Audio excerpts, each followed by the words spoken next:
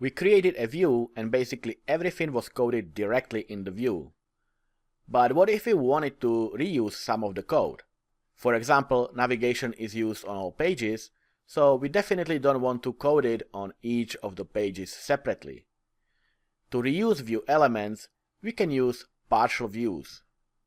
The partial views can hold either a complete layout, such as layout structure for each of the pages, which we will have in _layout.cs HTML file, or we can have portions of the code that needs to be displayed on multiple views.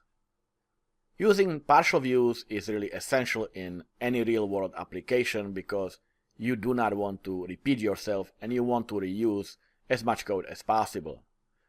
By default, .NET Core looks in shared folder inside the views folder for all layout views. So that's where we will place ours too. There's also one special layout file we want, and that's _viewstart.cshtml.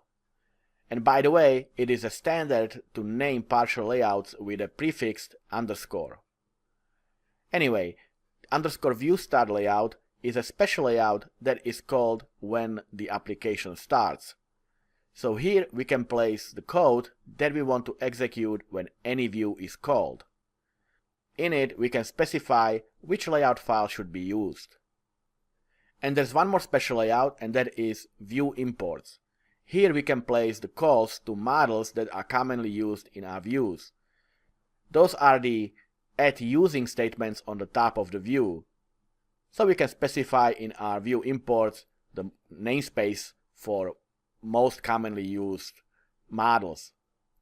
We will be working with views and partial views and layouts heavily, so you will see these in action very soon. In fact, we have the views that we can modify right now, so let's get to it.